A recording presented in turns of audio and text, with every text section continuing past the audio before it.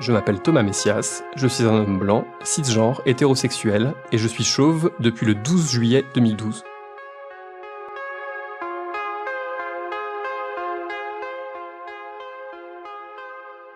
Vous écoutez Mansplaining épisode 59, Les hommes et leurs cheveux, chauve qui peut. Un podcast, Slate.fr. Je n'avais pas 28 ans lorsque j'ai décidé de m'enfermer dans ma salle de bain avec une paire de ciseaux de cuisine et un rasoir à main. En entrant dans la pièce, je ressemblais à Krusty le clown, et quelques dizaines de minutes après, j'étais devenu Yul Brynner, Bruce Willis, ou peut-être plutôt Bernard Campan. Coût de l'opération, 10 ou 15 euros, c'est-à-dire le prix de la crème apaisante que je suis allé acheter peu après, parce que raser à blanc un crâne qui n'a pas l'habitude d'être chahuté, ça chauffe un peu. À l'autre bout du spectre, des hommes perdent eux aussi leurs cheveux, mais ils décident au contraire de se lancer dans une bataille contre la calvitie, douloureuse et onéreuse. Je crois qu'eux et moi, on ne se comprend pas bien. Il m'est arrivé de me moquer en douce de ces hommes qui avaient fait des implants, et je ne sais que trop bien que les blagues sur les chauves sont légion, même si à titre personnel, je n'en ai absolument jamais souffert. Le 31 mars 2021, jour de diffusion de cet épisode, un récit autobiographique débarque en librairie. Ça s'appelle Anti-chute, c'est signé Julien Dufresne-Lamy, et ça raconte à la première personne la croisade anti-alopécie d'un jeune homme manifestement pas prêt à avoir une tête d'œuf. Julien Dufresne-Lamy, bonjour. Bonjour. On se connaît, en tout cas virtuellement, depuis des années, donc on va se permettre de se tutoyer. Absolument, ouais. Depuis 2012, tu as publié 5 romans adultes et une demi-douzaine de titres en littérature jeunesse. À peu près, ouais. Je compte plus. Et dans Anti-chute, tu racontes ton parcours capillaire et existentiel, et on va essayer de revenir ensemble sur les différentes étapes de ce parcours. Alors, est-ce que tu pourrais raconter aux auditeurs et auditrices du podcast comment s'est déroulée ta prise de conscience vis-à-vis de ta chute de cheveux précoce ? Alors, ça s'est passé de façon, comme tu dis, très précoce. Moi, j'avais 22, 23 ans. Je me préparais pour aller à la faculté le matin et en fait, par hasard, en me regardant dans le miroir, comme on se regarde tant de fois dans le miroir, sans y penser, sans y mettre beaucoup plus de volonté, je découvre une forme un peu clairsemée, quelque chose d'un peu plus disparate, d'un peu plus fragile, et je me regarde de plus près et je réalise que quelque chose est en train de se produire, que la chute est en train de se préparer, puisque j'ai pas découvert une tonsure pas possible, mais j'ai découvert que au niveau des golfes, au niveau de la zone dessus du crâne, que c'était peut-être le début de cette fameuse calvitie. Et alors on te sent immédiatement catastrophé, comme si le fait de devenir dégarni ou même chauve à terme n'était absolument pas envisageable pour toi. À quoi ça te tient, selon toi ? Alors ça tient à beaucoup de choses, ça vient tirer pas mal de ficelles, mais la première stupeur, elle est due aussi au fait que dans ma famille, personne n'est chauve, et que tous les hommes autour de moi sont chevelus, et que ça n'a jamais été un sujet d'inquiétude, de préoccupation. Je me suis jamais imaginé dans la peau de l'homme chauve. Et en voyant cette image, je me suis dit qu'en fait, j'allais ouvrir la voie à cette lignée d'hommes imberbes. Ça a été compliqué. Et puis tout de suite, ça c'est comme un château de cartes qui s'effondre.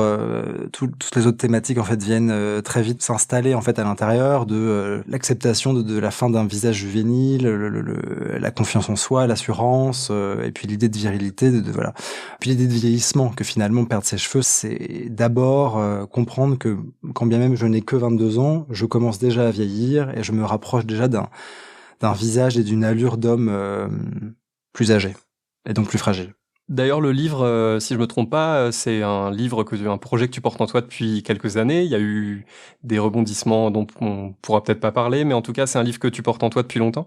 Comment il aurait été ce livre si tu l'avais écrit il y a 5 ans, 8 ans ?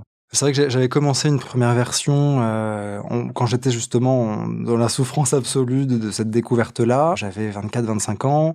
J'avais envie d'en faire justement mon deuxième texte. J'avais déjà sorti un premier roman. Et puis pour plein de raisons extérieures, ça ne s'est pas fait. Et je crois que c'était dans l'ordre des choses pour moi parce que je pense que j'étais trop dans l'affect et trop dans la violence symbolique et le rejet et le drama pour en faire une histoire avec aussi de la compréhension, du recul, de la distance. Donc je suis plutôt content d'avoir finalement un peu postpone ce projet et de l'avoir retrouvé un peu par hasard.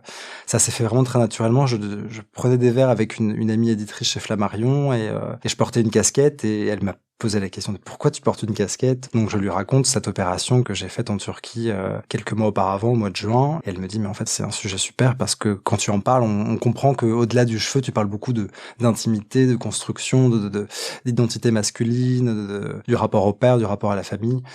Et donc je me suis relancé dans cette histoire que j'avais un peu abandonnée mais qui était toujours présente en moi. Tu trouves que la société, elle stigmatise les hommes qui perdent leurs cheveux, justement, ou les hommes chauves? C'est une stigmatisation qui est très triviale, qui paraît anodine, bon enfant, dans la camaraderie un peu de bonhomme.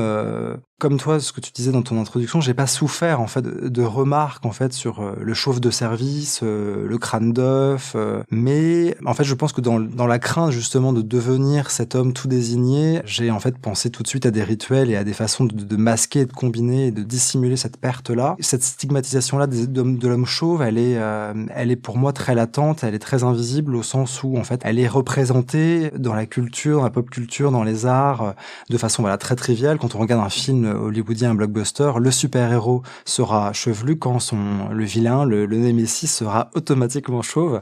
Et quand on creuse un peu, comme je l'ai fait, puisqu'il fallait quand même faire pas mal de recherches sur le sujet, j'avais pas envie finalement de parler que de mon nombril et de raconter que mon rapport à mon propre corps.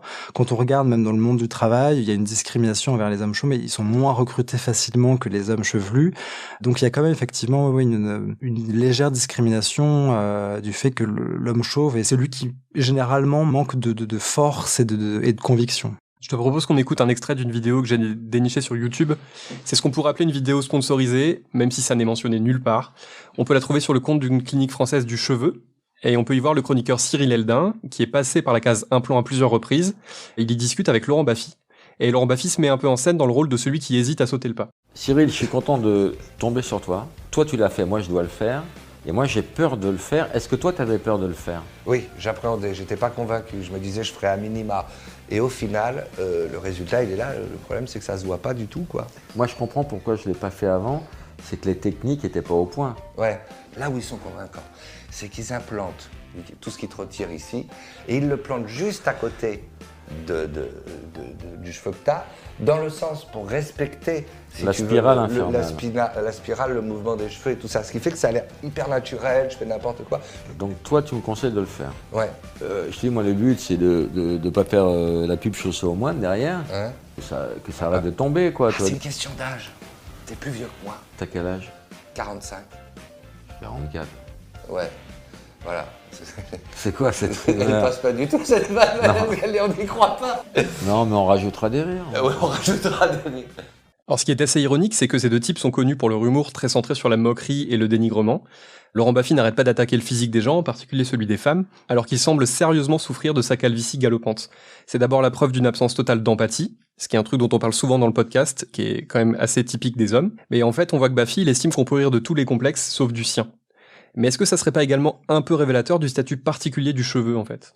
Moi, ça a été un peu mon obsession dans l'écriture du livre, c'est de montrer à quel point le cheveu est le révélateur de nos personnalités, de notre état de santé, de nos croyances, de nos appartenances religieuses, finalement un peu de tout ce que l'on est.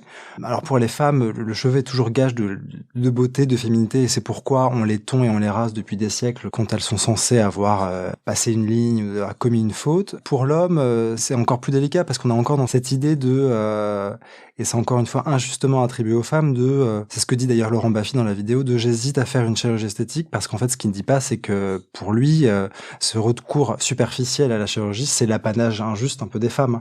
Et finalement, quand il oublie un peu de son discours, effectivement toujours un peu à l'attaque des identités de l'autre, il se dit que lui c'est son propre complexe, mais que imaginer un recours en chirurgie, et c'est aussi mon cas, donc je comprends en fait l'idée de doute on imagine effectivement la sphère du milieu esthétique, cosmétique, réservée aux autres, aux artificiels, aux superficiels, et injustement aux femmes, quand finalement moi je trouve que ça chouette en fait justement, et c'est pour ça que j'ai eu envie d'écrire un livre dessus, de montrer qu'en fait les hommes aussi, et heureusement, sont évidemment victimes de complexes, d'obsessions intérieures, d'une forme de vulnérabilité, de fragilité. C'est chouette de montrer aujourd'hui que c'est quelque chose de pas genré en fait. Pour en revenir au livre, dans la deuxième partie, tu racontes comment tu as décidé d'aller te faire opérer dans une clinique turque, après avoir un peu sondé les différentes possibilités. Est-ce que tu peux nous raconter comment s'est fait ce choix-là, et quelles ont été les grandes étapes de ce périple? Moi, pendant très longtemps, j'ai pas du tout envisagé l'idée de recourir à une chirurgie parce que j'imaginais ça trop coûteux, trop risqué. Ce que disent les deux animateurs dans la vidéo, on a des images comme ça de techniques complètement un peu barbares, de bandelettes de cheveux qu'on vient coller comme ça sur le dessus du crâne de façon complètement arbitraire. Et donc pendant de longues années, j'étais persuadé juste que j'étais uniquement capable de dissimuler ma calvitie en plaquant un peu mes cheveux sur le dessus du crâne, ce qu'on appelle au Japon la coiffure code barre, et que de nombreux hommes politiques, par exemple, font à différents degrés. Même quand on regarde les discours de Macron du moment de son élection à aujourd'hui, on voit que ses golfs se sont complètement dégarnis. Et en fait, ce toc un peu touchant de placer et de plaquer en fait sa mèche de côté sur le dessus, alors que c'est pas du tout naturel et qu'en fait ça vient comme ça un peu se mettre dans le chemin. Et puis tout à coup, c'est vrai que ça s'est fait comme un déclic. Enfin, c'était une forme d'urgence. J'étais en vacances et j'ai écouté un podcast de France Culture sur justement l'idée de la chute de cheveux. J'avais pas du tout envie d'écouter ce podcast parce que ça faisait des années en fait que je passais mon temps le soir à écumer des témoignages d'hommes touchés par la perte. Et puis j'ai écouté ce podcast et en fait à partir de ce podcast-là, j'étais en train de faire du sport dans une salle de sport et en fait dans le podcast, un homme parlait de son expérience, il adorait faire du sport et un jour il a entendu dans cette salle de sport, va récupérer je ne sais quel matériel, c'est à côté du chauve. Et en fait cet homme a entendu cette conversation.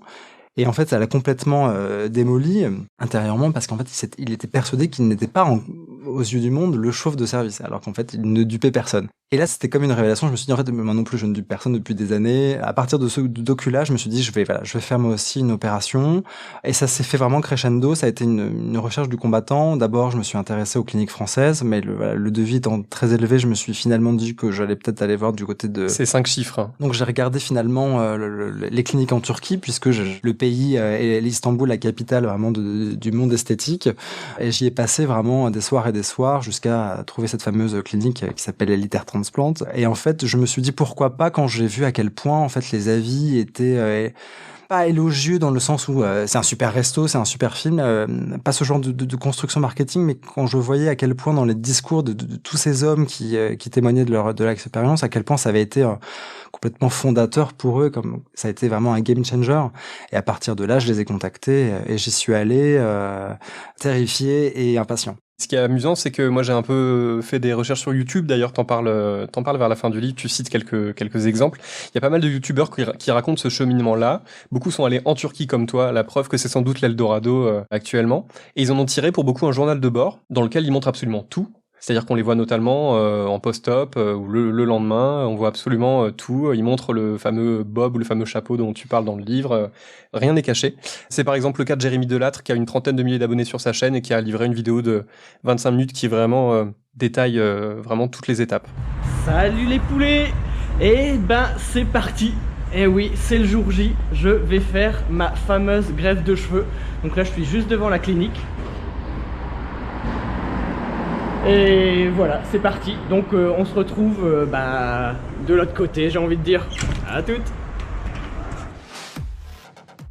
Je trouve ça assez courageux de parler de ses doutes, de sa douleur, de sa peur, et de montrer à quoi on ressemble peu après l'opération.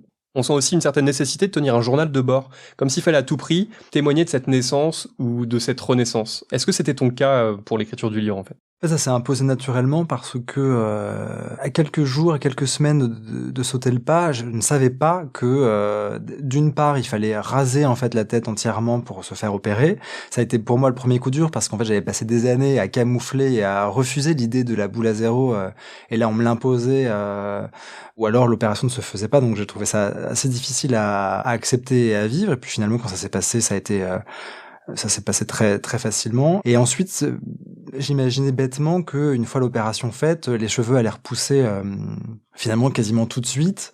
Alors qu'en fait, il faut évidemment respecter le cycle du cheveu. Et en fait, quand un cheveu est implanté, enfin quand un greffon est implanté, il suit les cycles du cheveu, c'est-à-dire le premier cycle, le cycle télogène. En fait, le cheveu pousse un tout petit peu et retombe. Et en fait, pendant 3-4 mois, tu es complètement chauve et tu dois attendre entre 1 année et 1 année et demie pour voir le résultat. Et en fait, cette attente-là, qui est progressive, puisque généralement, à partir du 4e, 5e mois de repousse, on gagne 10% de densité capillaire. En fait, elle impose par elle-même, en fait, cette idée de ralentissement, de soi, de patience comme ça. Et donc, c'est vrai que c'est un travail à faire intérieur, presque de silence, de méditation. Et finalement, ça correspondait parfaitement à l'idée d'un journal de bord, ou en tout cas d'une partie par étape où, mois après mois, je fais état de cette fameuse renaissance. Alors, il y a un autre youtubeur qui est également mannequin et coach sportif qui s'appelle Tristan, qui s'est lui aussi fait transplanter en Turquie. Alors Tristan, si on regarde une de ses vidéos, on voit qu'il est 1 milliard de fois plus sculpté que moi, plus que je le serais jamais. Et alors, il explique un truc que je trouve très intéressant. Il explique pourquoi il a ressenti un besoin absolu de subir une transplantation. Et son argument, je le trouve très intéressant parce que j'y avais vraiment jamais pensé. Parce que, en fait, il part du principe que toutes les choses qui vous font chier dans la vie, s'il y a moyen de les corriger, s'il y a moyen de les améliorer, c'est quand même cool. Ah oui, c'est ça que je voulais dire sur la chirurgie. J'ai pas de problème avec la chirurgie en soi, j'ai juste un problème, par exemple, avec les gens qui se font des, tu vois, les lipofillings, les liposuctions, les trucs pour enlever de la masse grasse, parce qu'à la base, je suis quand même coach. Et ça, en fait, pour moi, c'est un truc de feignant. C'est un peu comme se faire poser des prothèses dans les fessiers, par exemple. À l'inverse des seins. Les fessiers, le gras, tu bosses, tu te mets sur le programme Beyond Fitness, tu manges bien, tu fais des efforts, tu as le résultat des efforts que tu as mis en place. Et c'est normal, et c'est la vie, c'est comme ça, c'est pareil pour gagner de l'argent, pareil pour évoluer mentalement, physiquement, tout ce que tu veux. Son argument, c'est que si tu veux des pectoraux d'acier, si tu veux un cul d'enfer, tu peux bosser 1 mois, 2 mois, des années, bien manger, mais que pour le cheveu, tu ne peux rien faire. Et pour lui, c'est une exception. Alors, moi, j'ai peut-être trouvé une autre exception, c'est que la chirurgie de la poitrine, par exemple, tu ne peux pas te faire pousser les seins. Je pense pas qu'il y ait de régime pour que les seins grossissent.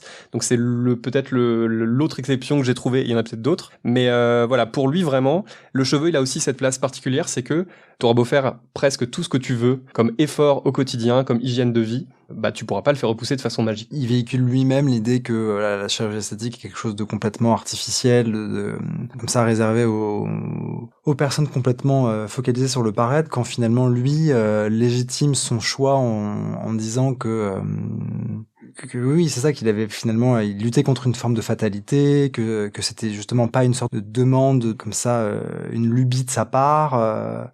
Je pense que il avait eu du mal en fait mais comme je l'ai moi aussi un peu vécu, de se dire je vais faire partie de ceux-là, je vais faire partie de ceux qui ont eu recours à la chirurgie. En fait, ce monde qui est véhiculé depuis, surtout par la télévision depuis les années 90, comme quelque chose de soit réservé à une forme d'élite, les plus favorisés, ou voilà les gens les plus frivoles et les plus futiles, pour le dire de façon un peu catégorique.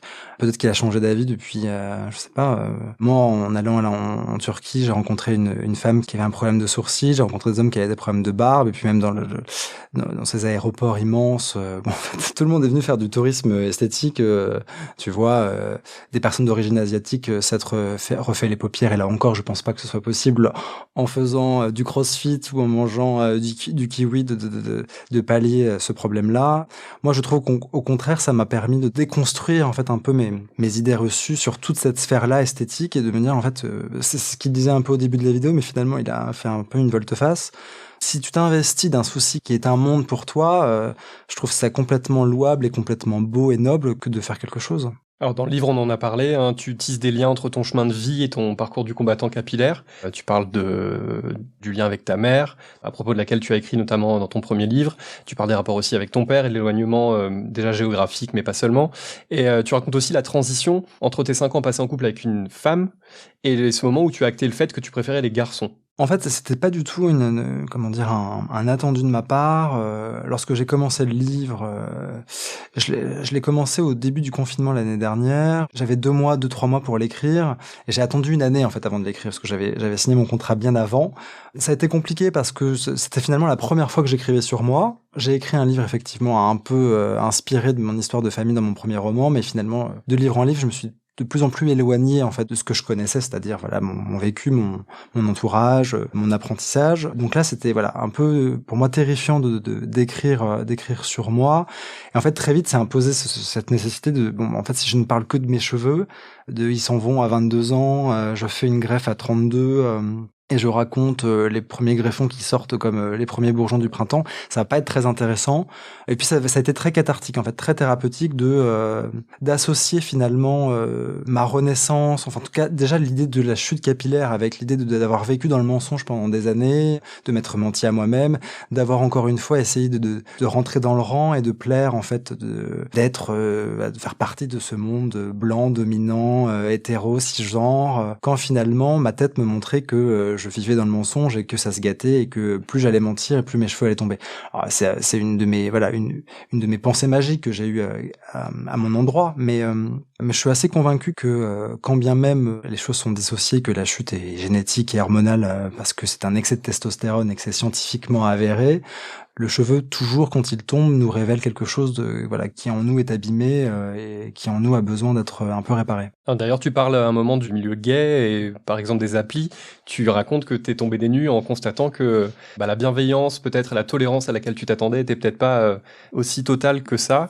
Et notamment, tu racontes que sur les applis, par exemple, je crois que c'est des applis que tu parles, il y a plein d'hommes qui spécifient, entre autres choses, qui ne souhaitent pas nouer de relation quelle qu'elle soit avec des chauves. Dans un milieu, donc là, en l'occurrence gay, dans un milieu en tout cas qui a été victime à un moment donné dans son apprentissage de vie d'une forme de rejet, d'une forme d'ostracisme, je pensais effectivement, j'espérais une plus jolie bienveillance et de voir en fait, cette idée de mettre comme ça au pinacle des phrases de présentation sur des profils d'applications ou de sites de rencontres, en fait des idées très négatives pas de chauves, mais aussi pas de personnes grosses, pas de personnes efféminées, et pas de personnes d'origine asiatique. C'est finalement un peu le quatuor un peu vénéré sur les réseaux homosexuels.